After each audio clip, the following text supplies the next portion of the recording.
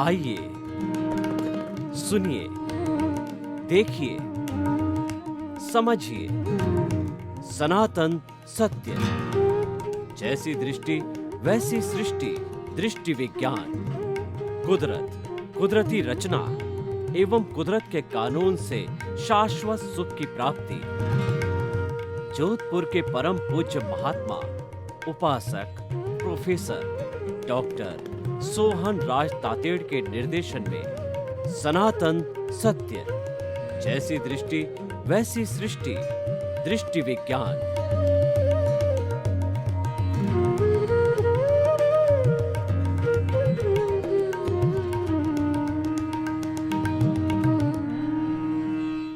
चंदेषु निम्मल यरा आईचेषु अय्यं पयासैरा सागरवर गंभीरा सिद्धा सिद्धिं मम दिशन्तु सिद्धा सिद्धिं मम दिशन्तु। मेरे और आप सभी के भीतर विराजमान शुद्ध आत्मा भगवान को नमन प्रणाम। भाइयों और बहनों, मातृशक्ति को नमन। सनातन सत्य यह कार्यक्रम हम आपको क्यों प्रस्तुत करना चाहते हैं, इसके लिए मैं बताना चाहता हूं कि मानव जीवन के अंदर चार चीज़ें अत्यंत दुर्लभ है।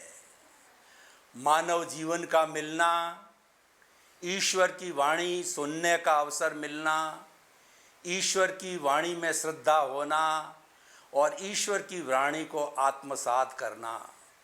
और जिसने ये चारों ही प्राप्त कर लिए हैं उसका जीवन सफल है। मानव जीवन दुर्लभ क्यों कहा गया है? क्योंकि मनुष्य ही एक ऐसा प्राणी है जो संपूर्ण ज्ञान को प्राप्त कर सकता है। संपूर्ण ज्ञान का अर्थ हो गया केवल ज्ञान। 360 डिग्री के ज्ञान को केवल ज्ञान कहते हैं। और जब यह ज्ञान कोई भी इस औदारिक शरीर वाला मनुष्य प्राप्त कर लेता है तो इस औदारिक शरीर के अंदर वह स्वतः ही भगवान ईश्वर परमात्मा बन जाता है। मनुष्य ही एक ऐसा प्राणी है जो कि परमात्मा बन सकता है, क्योंकि हमारे भीतर जो आत्मा विराजमान है उसमें परमात्मा बनने की अर्हता है। अब हम परमात्मा कैसे बने, उसके लिए हमें सनातन सत्य, यूनिवर्सल ट्रुथ, सार्वभौम सत्य की आवश्यकता रहती है कि what is the ultimate reality of this ब्रह्मांड, of this cosmos, of this world. वो हम सनातन सत्य के माध्यम से आपको देना चाहते हैं। और ये हमारा सनातन सत्य कुदरत, कुदरती रचना और कुदरत के कानून पर आधारित है। जो सारा ब्रह्मांड है वह कुदरत है। और इस कुदरत के अंदर जो 84 लाख जीवा योनि के प्राणी जो जिनके बर्थ प्लेसेस हैं और आत्मा की संख्या अनंत है, वो उसका सनातन सत्य प्राप्त करके और वो शाश्वत सुख को प्राप्त करते हैं। ऐसा सुख जिसके बाद कभी दुख आता ही नहीं है। अतः हम उस शाश्वत सुख को प्राप्त करने के लिए सनातन सत्य कार्यक्रम देते हैं। आज का हमारा विषय है नवजीवन का संचार। नवजीवन का क्या अर्थ है? नवजीवन का अर्थ होता है कि नए जीवन का प्रारंभ करें। आप अज्ञान से जी रहे थे, आप मूर्छा से जी रहे थे और आपने जीवन में कुछ किया नहीं, आपने अटैचमेंट ही रखा, आप हिंसा के भाव से जी रहे थे। तो आज नए सिरे से ज्ञान के साथ जीवन जिए। अब प्रश्न ये कि क्या ज्ञान हर एक को मिल सकता है? नहीं। ज्ञान उनको ही मिलता है जिनका भाग्योदय हो, जिनको पुण्योदय हो, उनको ज्ञान मिलता है। और ज्ञान के लिए हमें सद्गुरु की ढूंढना पड़ता है, ज्ञानी पुरुष को ढूंढना पड़ता है। गुरु, गु का मतलब अंधकार, रू का मतलब दूर करने वाला। गुरु वह व्यक्ति होता है जो अज्ञान रूपी अंधकार को दूर करता है। ज्ञान को एक दीपक की उपमा दी है। एक छोटा सा जो है वो मिट्टी का दिया अगर घने अंधेरे के अंदर रख दिया जाता है तो घना अंधेरा छंट जाता है, क्योंकि दीपक जो है वो अंधेरे को हरने वाला है। ठीक उसी तरह से ज्ञान है, वो ज्ञान को हर लेता है। तो उस ज्ञान को देने वाला गुरु कहलाता है। हमें ऐसे गुरु को, सिद्ध ज्ञानी को, ज्ञानी पुरुष को ढूंढना है। और हमारे भाग्योदय से अगर ज्ञानी पुरुष हमको मिल जाते हैं, कैसे ज्ञानी पुरुष? स्वामी विवेकानंद केवल 36 वर्ष तक जिए और 36 वर्ष में उन्होंने मानव जाति को वह दिया जो 150 वर्ष तो हम मना चुके हैं उनके शताब्दी के, और न आने वाले समय में कितनी शताब्दियां मनाएंगे, क्योंकि अजर हो गए, अमर हो गए जो ज्ञान उन्होंने हमारे को दिया है। महत्व तो ज्ञान का होता है। उन्होंने जब समझ आई तब से प्रारंभ किया कि सद्गुरु को ढूंढूं। कई गुरुओं की तलाश की लेकिन उनको गुरु न मिले, लेकिन आखिर उनका भाग्योदय हुआ, पुण्योदय हुआ, उनका अच्छा टाइम हुआ तो कन्याकुमारी के जो है किनारे पे उनको जो है रामकृष्ण परमहंस जो उनका आश्रम था तो वो गुरु के रूप में मिले। देखो कैसे गुरु मिले। प्रथम दृष्टवा, एक नज़र में गुरु ने शिष्य को पहचान लिया और शिष्य ने गुरु को पहचान लिया, और केदारनाथ जिनका नाम था वो स्वामी विवेकानंद बन गए ज्ञान लेने के बाद में। गुरु की कृपा बरसी। तो ये ज्ञान है, कृपा से मिलता है, गुरु बिना ज्ञान नहीं मिलता है।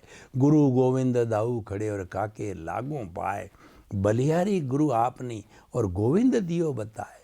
गोविंद के दर्शन कौन कराता? भगवान के। भगवान के दर्शन हमको सद्गुरु कराता है। इसीलिए गुरु बिना ज्ञान नहीं मिलता है, और जब अच्छा गुरु मिल जावे तो हमारे जीवन का कल्याण हो जाता है। तो हमारे को ऐसा सद्गुरु मिले तो गुरु करता क्या है? गुरु जो है हमारा जो दर्शन मोहनीय है, अनंतानुबंधी मोह है, उसको भस्मीभूत कर देते हैं, उसको हटा देते हैं। कैसे हटाते हैं? मैं आपको उदाहरण देता हूँ कि ये कालबेलिए पुंगी बजाते हैं और उस पुंगी के ऊपर बड़े बड़े नाग नाचते हुए आते हैं।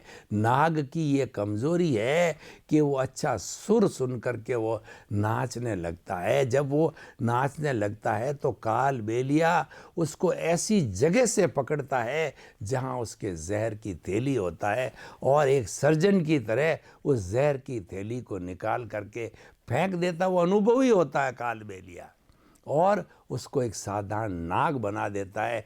उसके बाद जो है अपनी पेटी में उसको डाल करके और वो जिंदगी भर पैसे कमाता है, अपने हाथ से डसाता है और लोगों को बचाता है। वो जो दिखाता है, क्योंकि नाग तो साधारण नाग है, वो तो सामान्य प्राणी है, वो विषधारी नाग नहीं है। विष तो धारी उसकी जो है उसको तो ग्रंथि को तो निकाल दिया।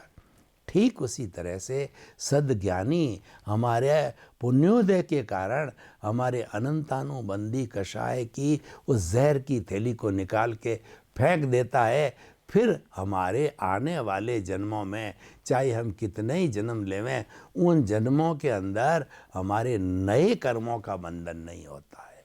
देखिए कितना बड़ा काम गुरु ने कृपा से कर दिया।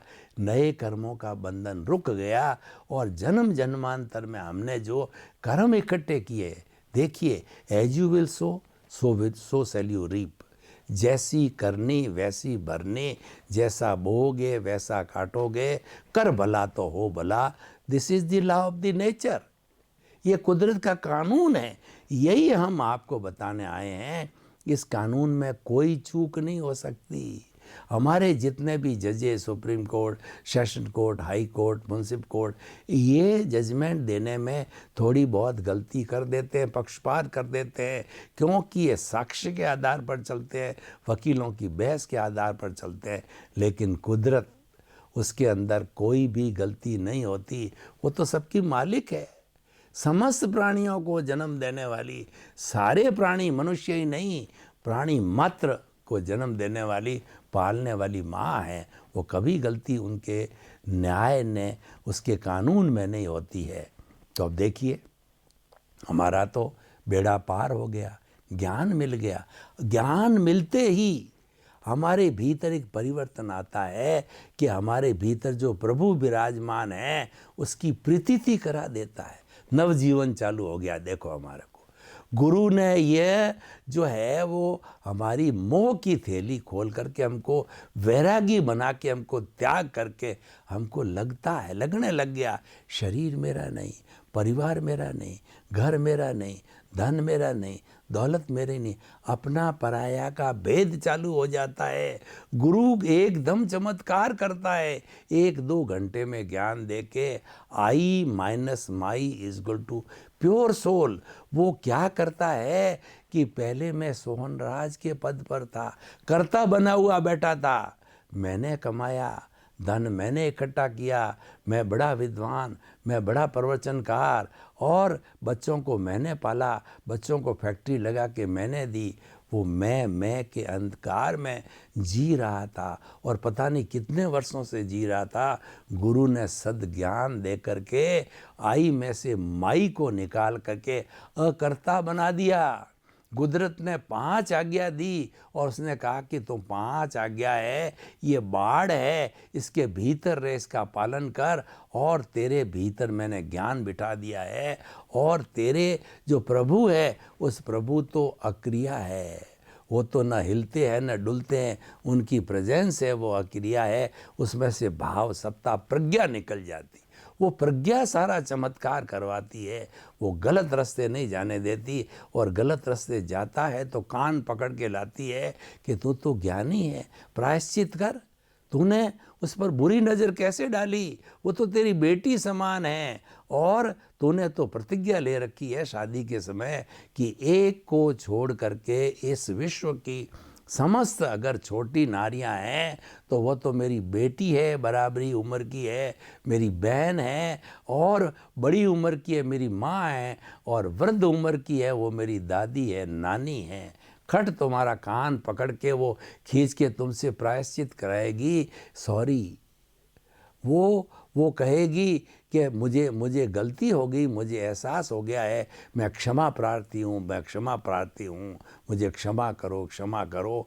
वह सामने वाली शुद्ध आत्मा को वो सबको शुद्ध आत्मा स्वरूप में देखता है। उसको ऐसा ज्ञान करा दिया जाता है कि पेड़ में शुद्ध आत्मा देखो, पौधे में शुद्ध आत्मा देखो, मनुष्य में शुद्ध आत्मा देखो, गाय में शुद्ध आत्मा देखो। नवजीवन का संचार कर देता है।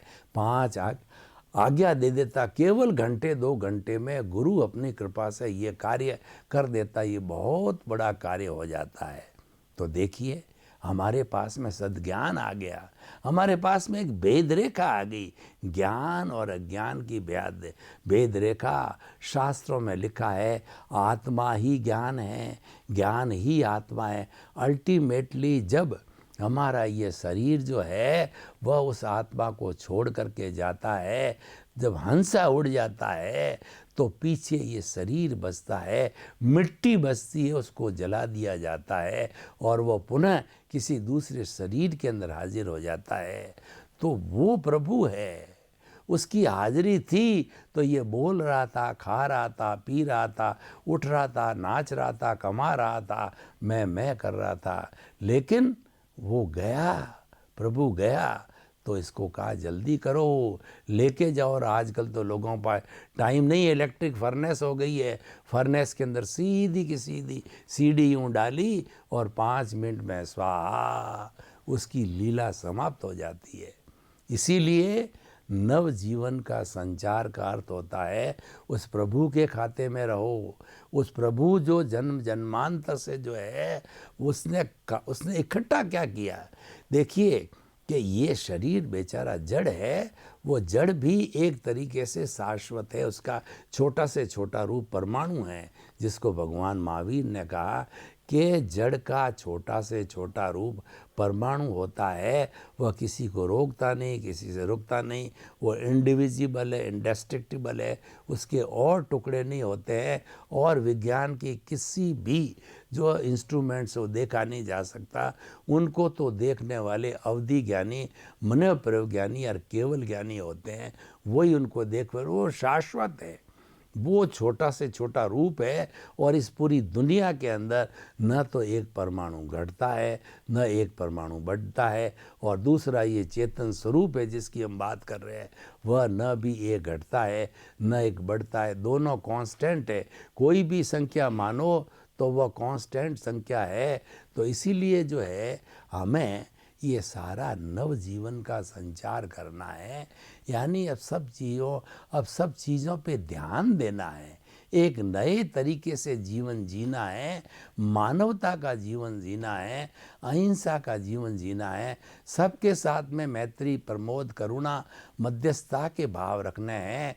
चाहे आप परिवार में जी रहे हो, समाज में जी रहे हो, अपने लोगों के साथ में जी रहे हो, तो हमेशा याद रखो कि उसके अंदर वही प्रभु है जो मेरे भीतर है। और वो इसीलिए जो आप कोई चीज़, कोई नई चीज़ डिसलाइक करते हो, वो किसी के साथ में वैसा व्यवहार मत करो। मानवीय गुणों के ऊपर हमें जीना है, और जो हमें निज दोष दर्शन करने हैं, यानी दूसरे के तो गुण लेने हैं, और खुद के जो है, जो हमारे दोष है, हमारी गलतियां हैं, उसको वही हमें जन्म जन्मांतर में भटकाता है, वही अज्ञान है। अज्ञान कुछ भी नहीं, हमारी गलतियां जो की हुई है वो अज्ञान है, वो सब इकट्ठा हो गया है, वो बंच ऑफ दी कॉजेज है, उन सबको धोना है। उसको धोने के लिए सामायिक आलोचना, प्रतिक्रमण, प्रत्याख्यान, ये जो है हमको साधन बताए गए हैं, उनका उपयोग करना है। तो नवजीवन का संचार का अर्थ होता है नए सिरे से जियो, जैसी दृष्टि वैसी सृष्टि। हमको सद्गुरु से एक दृष्टि मिल गई है, और करना कुछ नहीं है, सिर्फ दृष्टि को बदलना है। जिसको हम पहले सच मान रहे थे, वास्तव में वो झूठ था, तो उस झूठ को बदल करके सच की ओर करो कि जो कुछ आँखों से देख रहा हूँ, जो 5 इंद्रियों का जगत है, ये माया है। ऐसा जगत तो मैंने कई बार, असंख्यों बार देखा है। धन है, दौलत है, परिवार है, भाई है, बहन है, ये तो आपका भुगतान है, ये तो आपका फल है, जो आप पीछे से कर्म करके आए हो, ये कर्म फल है, मिलेगा। कोई बुराई नहीं है, जो मिला उसके अंदर आपको क्या तकलीफ है। लेकिन सवाल ये है कि उसमें लुब्ध मत हो, क्योंकि वो तो टेम्परेरी है, वो तो जड़ है, वो तो नाशवान है, जैसे आया वैसे चला जाएगा। देखिए, मैं आपको एक उदाहरण देता हूँ, बड़ा सुंदर उदाहरण है कि ये जो सोहन राज नाम का पुतला था, पिछले जन्म के अंदर मोहन राज था। तो मोहन राज ने जैसे जैसे भाव डाले, जैसा उसने 3 घंटे का पेपर दिया, और उसने 3 घंटे में करेक्शन भी किया होगा, मतलब उसका जो जीवन काल था वो 3 घंटे का मानता हूँ। 2.5 घंटे में पेपर समाप्त हो गया, फिर उसने मोहन राज ने करेक्शन देकर के अच्छा बनाया होगा, तो मोहन राज तो मर गया, उसको जला दिया। उसको जला देने के बाद जो उसने पेपर हल किया था, जो उसने कॉज डाले थे, वो भाव किए थे, वो सारे कॉजेज, वो भाव और वो पेपर एग्जामिनर के पास में गया, वो द्रव्य कर्म के रूप में बदल गया, जो कि सोहन राज के रूप में पुतला पैदा हुआ, और उसके द्रव्य कर्म बने जो कि पहले भाव कर्म थे। और ये सोहन राज पूरे जन्म भर तक उनको भुगतता रहेगा, और नए भाव, नए कॉज डालेगा, तो आने वाले जन्म में वह यशवंत राज बनेगा, वो भुगतेगा। देखिए, करने वाला मोहन राज था, भुगतने वाला सोहन राज, करने वाला सोहन राज है, भुगतने वाला यशवंत राज। 3 जन्म में 3 लोग हो गए, अलग अलग हो गए, इसलिए वो तीनों भूल जाते हैं, मैंने तो किया नहीं, और वास्तव में सही है, करने वाला कोई और था। लेकिन तीनों के अंदर कॉमन आत्मा वही है, वही हाजिर आत्मा की थी। तो आत्मा ये अजर है, अमर है, उसकी हाजिरी हमेशा तीनों समय में रहती है और आगे के समय में भी रहेगी। उसकी हाजिरी बिना न तो कर्म बनता है, न कोई जन्म लेता है, न कोई एक्टिविटी होती है, कुछ भी नहीं होता है। उसके बिना तो ये सारा जड़ हो जाता है और मिट्टी समान रहती है। तो ये नवजीवन का संचार है। वो निष्कर्ष की बात करें तो वह ये है कि आप जो है वह जो चेतन तत्व है, जो कि परमानेंट है, जो कि अजर है, अमर है, उसके अकाउंट में रहो। और जो खाता नष्ट होने वाला है, जड़ का खाता है, शरीर का खाता है, उस खाते से मुंह मोड़ लो। और जो आपका भोग चल रहा है, जो मिल रहा है, वो तो मिलेगा ही, क्योंकि आप कर क्या है, मिलने दो। लेकिन आप जो भोग आपका चल रहा है, उसके साथ में आपको तन्मयाकार नहीं होना है। आपको तन्मयाकार किसके होना है? प्रभु के साथ होना है, चेतना के साथ होना है। तो ये तन्मयाकार होना है, यही दृष्टि विज्ञान है। पहले दृष्टि इधर थी, वो दृष्टि आप उधर डाल दो तो आपका तन्मयाकारिता जो है वो बदल जाएगी। हम तो सिर्फ दृष्टि देते हैं, आप इधर नहीं उधर जुड़ो। ये काम हमारे इस सनातन सत्य कार्यक्रम से होता है। तो आप इसको जीवन में ढालें। ये दृष्टि विज्ञान जो दिया गया है, जो आपको टेम्परेरी और परमानेंट का अंतर बताया गया है, उस अंतर को आप पाटो। और पाट करके आपको जुड़ना किस हिसाब से है, किसके साथ जुड़ना है, किसके साथ जुड़ने से जो है आपको शाश्वत सुख मिलेगा, मुक्ति मिलेगी, परमानेंट आनंद मिलेगा। इतना सारा व्याख्यान मैं कर रहा हूँ, ये क्यों कर रहा हूँ? इसलिए कर रहा हूँ कि ये सत्संग है। जितना हम आत्मज्ञान लेते हैं वो सत्संग कराती है। और सत्संग जो है मनुष्य के साथ में ही होती है, पेड़ पौधे पशु पक्षियों के साथ में नहीं होती है, क्योंकि उनकी समझ की इतनी फैकल्टीज जो है डेवलप नहीं है। अतः आप जो है मूल को समझो और समझ करके और अपने जीवन के अंदर उतारो। यही निष्कर्ष है कि हम परमानेंट के साथ रहें, टेम्परेरी के साथ में नहीं रहें।